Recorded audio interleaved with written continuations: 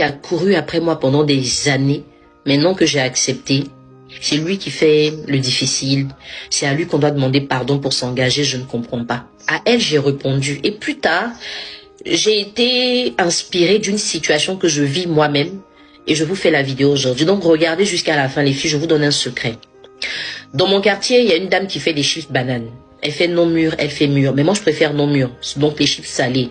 Elle fait ça tellement bien que j'arrive pas à acheter ailleurs. Mais le problème avec elle, c'est que chaque fois que tu vas acheter, elle va te dire viens demain, viens après-demain. Aujourd'hui, j'ai pas envie de faire, faut venir demain. Et c'est tout le temps pareil.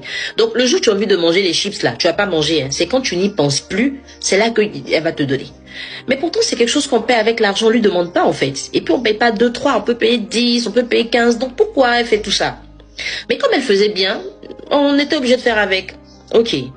Et puis la vie fait que, un jour je dis à ma nounou, écoute, cherche quelqu'un d'autre qui fait, parce que ça fait trop de caprices, commercialement, j'aime pas ça. Et la fille, elle s'en va, elle cherche, elle trouve une dame. La dame fait des chips, mais c'est pas aussi bien que la première. Donc le premier jour quand je mange, je dis, hey, vraiment, la dame là, ses chips sont tellement bien faits. Et c'est pas grave, je me contente, je mange. Et je cherche à connaître la nouvelle.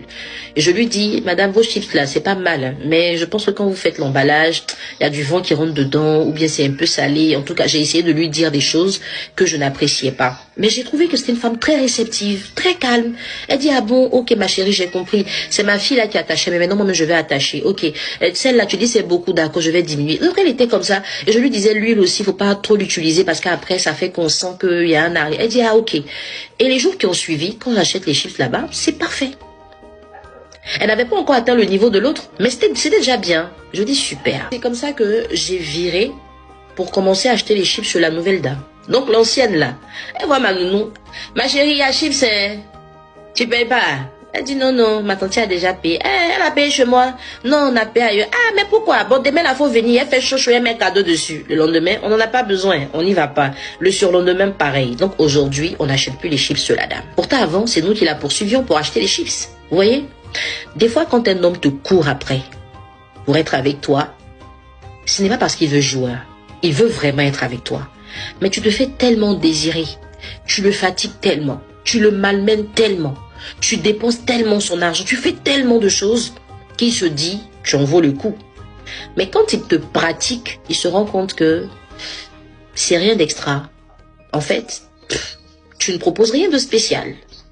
La personne qu'il a pensé que tu étais, qui faisait qu'il te courait après, dans la pratique de la relation, c'est pas ce qu'il voit. Donc, il est déjà déçu. Mais il se dit, c'est pas grave, je vois. Mais plus vous avancez, plus il est déçu parce qu'il se rend compte qu'il a mal jugé la chose. Une autre personne peut ne pas avoir ta beauté. Elle peut ne pas avoir ton style. Elle peut ne pas avoir tes qualités. Mais c'est une personne ouverte, réceptive, qui écoute, qui pratique et qui change. Cette personne-là peut te remplacer, même en 2 mois. Tu ne fais pas attention. Celui qui te courait après, c'est après lui que tu vas courir. Parce que d'abord, tu ne valais pas ce qu'il a pensé. Il va se contenter en disant non, ça va venir. Mais si dans ça va venir, il a l'occasion de rencontrer une personne qui n'est pas toi, hein, qui n'a pas ta beauté, n'a rien de ce que tu as. Mais elle a quelque chose qui est quoi? L'écoute pour s'améliorer. Tu pourras pas devant elle. Tu vas tout faire. Tu pourras jamais la dominer. Tu pourras jamais reprendre ta place. Tu ne pourras plus jamais rien faire. Des fois, tu vas dire, je l'ai vue, elle n'est même pas belle, elle n'est même pas stylée. C'est pas grave. Mais c'est quelqu'un qui peut devenir mieux que toi. Pourquoi? Parce qu'elle écoute. Parce qu'elle tient compte de ce qu'on attend d'elle. Elle fait des efforts.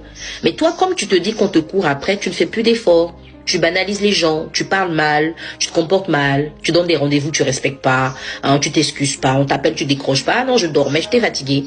À un moment là, c'est toi qui vas courir après la personne. Donc, le secret que je te donne, n'arrête jamais de te bonifier, d'accord? N'arrête jamais d'apprendre, peu importe de qui tu apprends, apprends. Et ne malmène pas les gens qui tiennent à toi. Non, ne le fais jamais. Si la personne ne t'intéresse pas, faut lui dire vraiment, frère, je préfère qu'on reste amis, ça m'intéresse pas. S'il insiste, c'est lui qui voit. Il m'a demandé comment ça se fait qu'un homme qui a